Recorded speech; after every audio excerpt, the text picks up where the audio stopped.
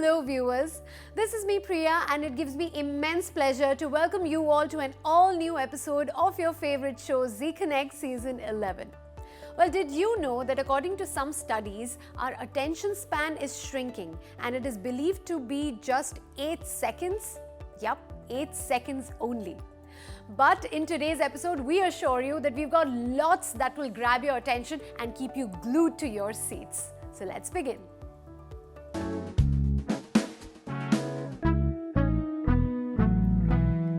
Let's meet Michelle Francis, who has rescued over 7,000 animals in the past 16 years and shares her home with almost 400 cats and dogs.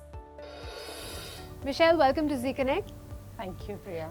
Michelle, we are very excited to be at one of your shelters here where you have rescued thousands of animals. We want to know how you began your journey of animals in us. I think when I came to the UAE, I came here and I was recruited as a teacher. And that was almost 19 years ago, and I was teaching for the first year, and when I did see some dogs on the street, I began to feed them, and then I realized that there were more dogs on the street and the feeding was not the only option.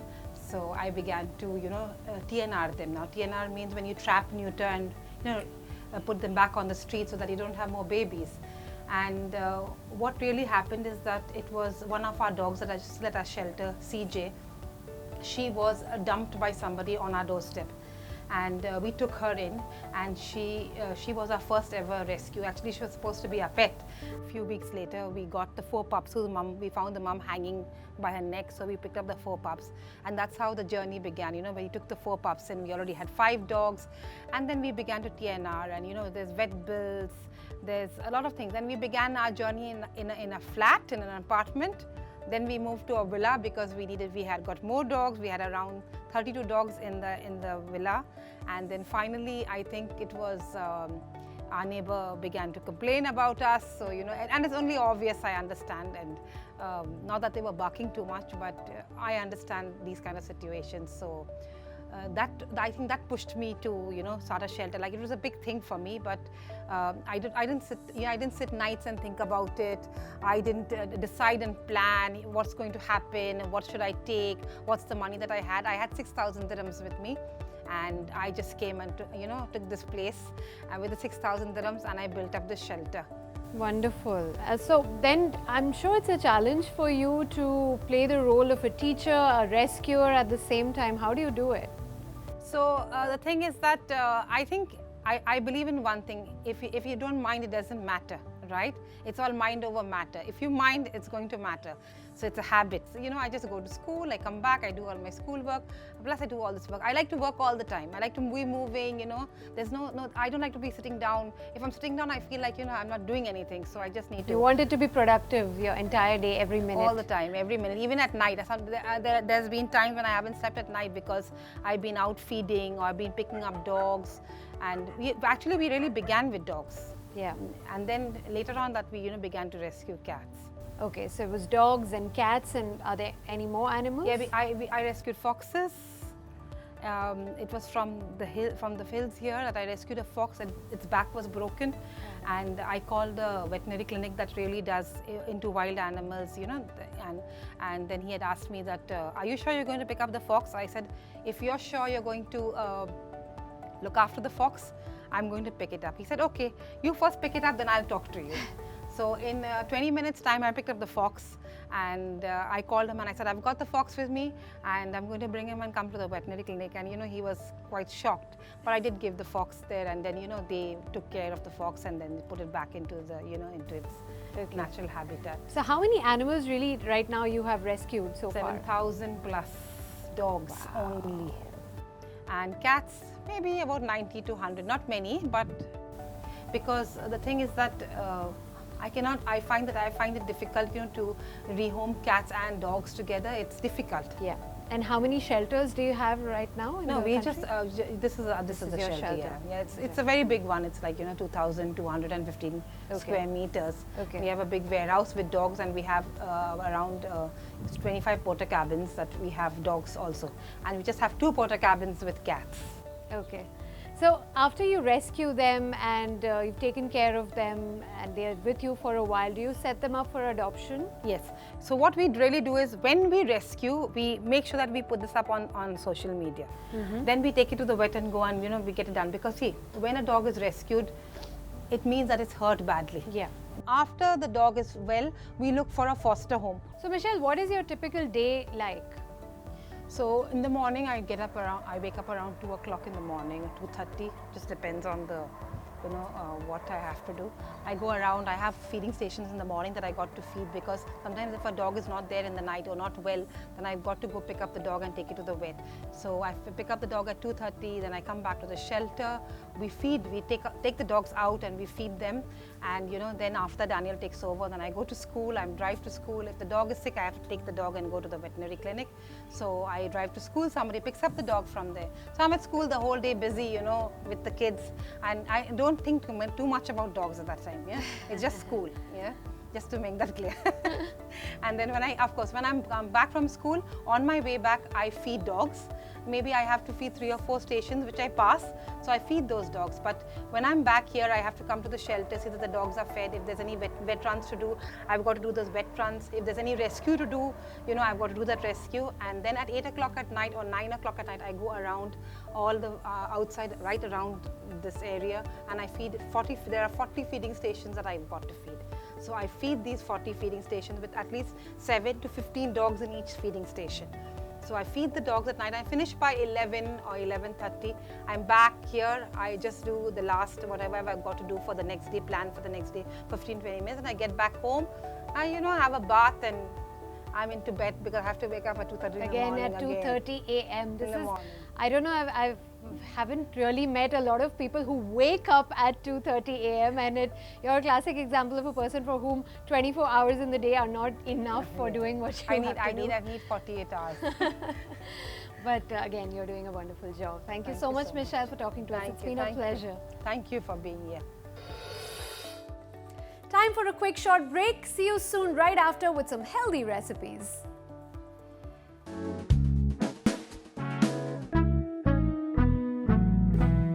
Welcome back.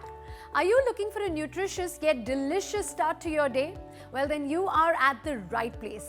Let's see what Chef Tarun is cooking in today's episode of Pinch of Health.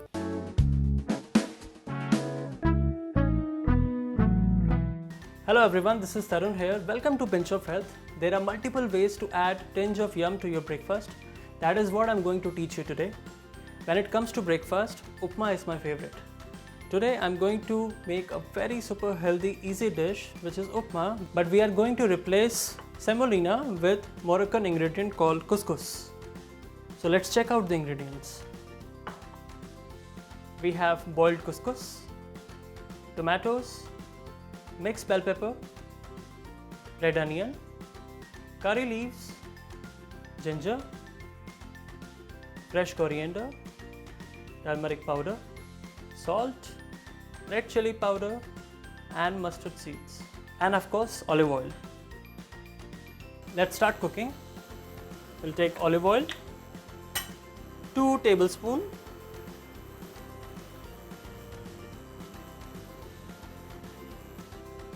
one teaspoon of mustard seeds,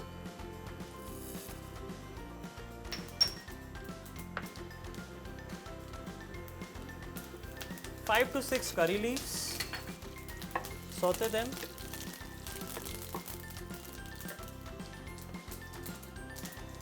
one tablespoon chopped onion, 1 teaspoon of chopped ginger. So once ginger and onion turns little golden brown color, we will add 2 tablespoons of mixed bell pepper,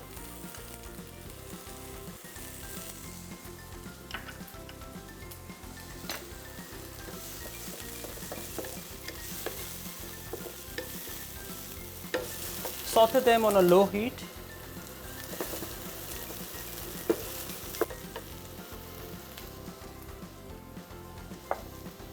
Two tablespoons of fresh tomato,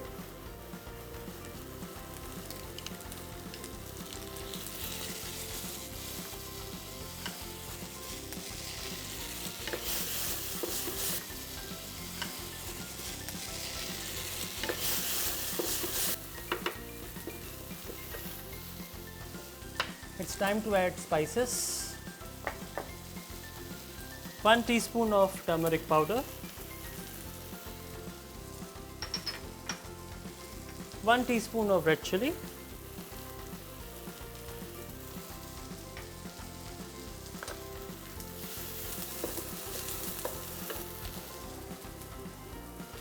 couscous,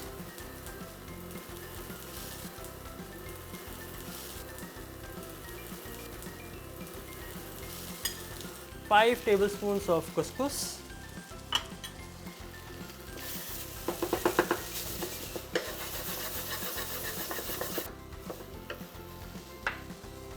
salt,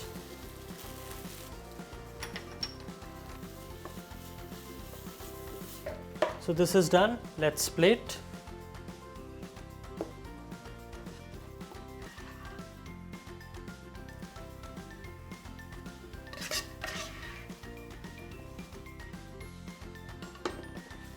For the garnish, we'll add pinch of coriander. So this is your couscous upma. Time to make the drink. Today we are going to make Rose Mango Lassi. Let's check the ingredients. We have fresh mango, yogurt, rose syrup and water. Let's take the blender. We'll add 1 cup of mango,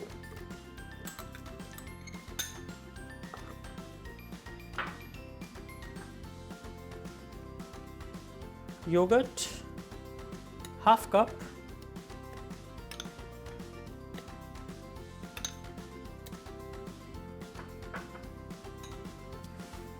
water 50 ml,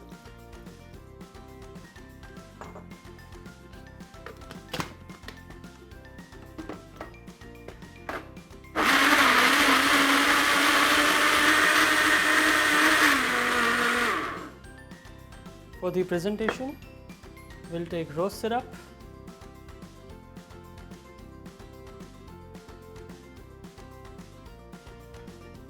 and we'll swirl it around the glass.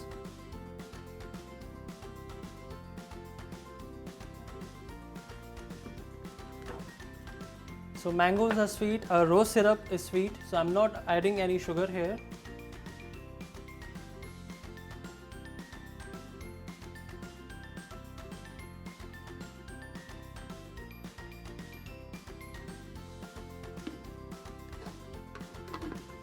For finishing touches, I'm going to swirl it.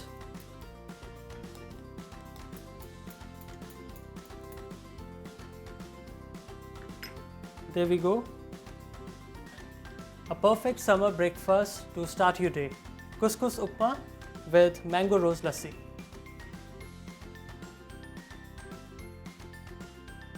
That's all for today. I'll see you very soon. Till then, take care, stay healthy. Let's take a quick recap. For couscous upma, take non-stick pan. Take 2 tablespoons of olive oil. Add 1 teaspoon of mustard seeds. Add 5 to 6 leaves of curry leaves. Saute them. Add 1 tablespoon of chopped onion. Now add 1 teaspoon of chopped ginger. Now add 2 tablespoons of chopped bell peppers. Saute them on low heat. Add 2 tablespoons of chopped tomato.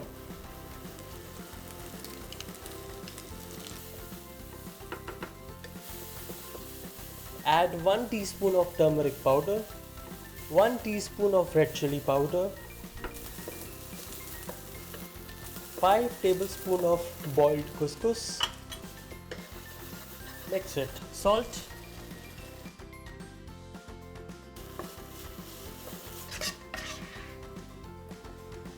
For garnish, pinched of chopped fresh coriander. So this is your couscous upma. For drink Rose Mango Lassi, in blender add 1 cup of mango. Add half cup yogurt. Add 50 ml water and blend it. For presentation, swirl rose syrup around the glass, pour the mango lassi until top and serve chilled. For finishing touches, I'm going to swirl it. Couscous upma with mango rose lassi. If you believe that inner well-being lays the foundation of a happy, healthy and purposeful living, then Ioana can teach you the basics of doing that in Revive and Relax.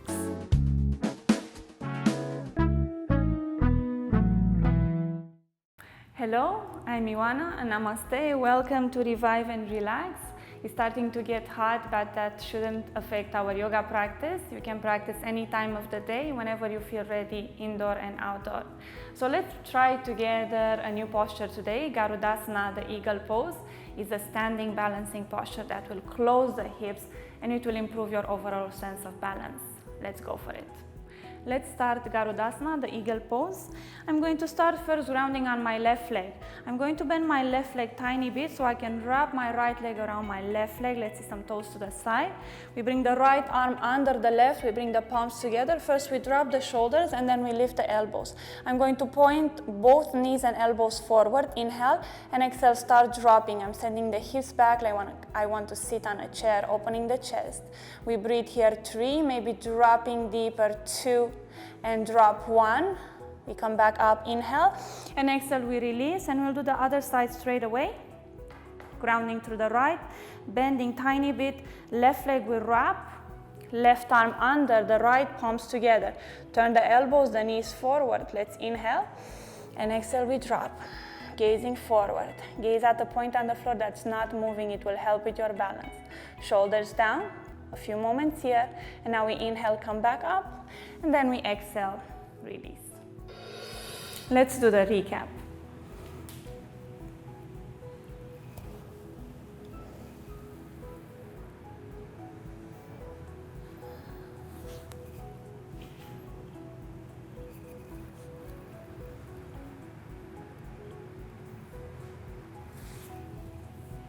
I hope you learned Garudasana posture today. The benefits of Garudasana are to strengthen the legs, to lengthen the spine, to open the shoulder joint, and just to improve the overall balance of the body.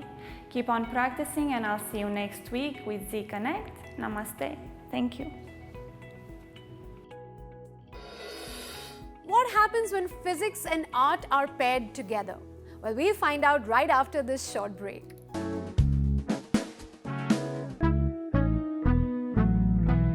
Welcome back. The artist in today's spotlight is an engineer who has defined the very fine line between art and science. At first, when you see his work, it looks like distorted forms made out of metal scrap. But when seen with a particular perspective, its true identity comes to life. Let's meet him to know more.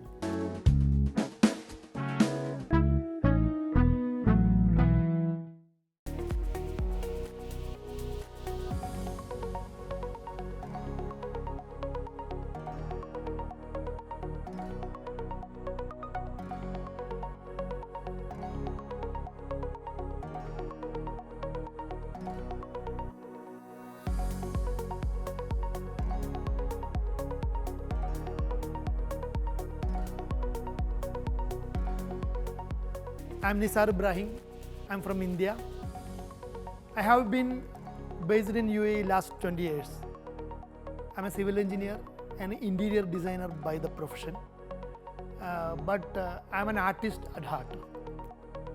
For last 4 years, I have been creating some anamorphic metal sculptures which is related with UAE's National Day celebration.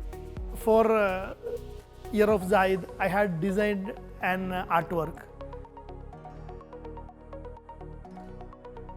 which is called Father of the Unity, which is using some scraps and abstract iron pieces to create an optical illusion.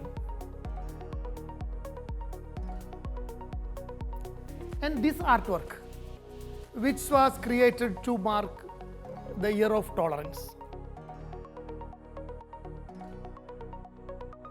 The word in Arabic is pronounced as tisama.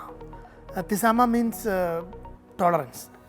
And it's an three-dimensional calligraphic sculpture and made with metal plated in gold.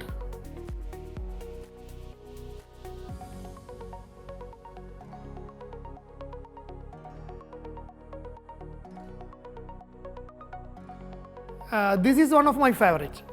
It is created using aluminum and signifies the National Day theme. Seeds of union, called Abud of abundance. The UAE is a crown of several pearls, thriving together for a better world.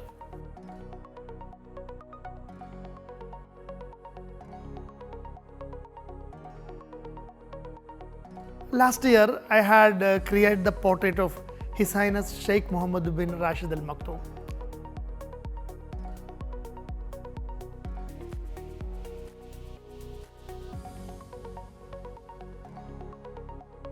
The art installation was made with 6,800 screws in the form of pixel art. It took me 49 hours to make and used 49 kilos of metal screws to complete it.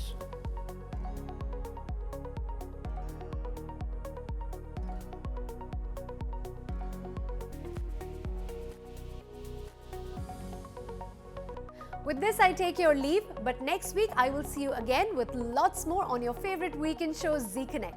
Goes without saying that we look forward to receiving your feedback on our social media handles that are mentioned below. Do take care of yourselves and stay safe.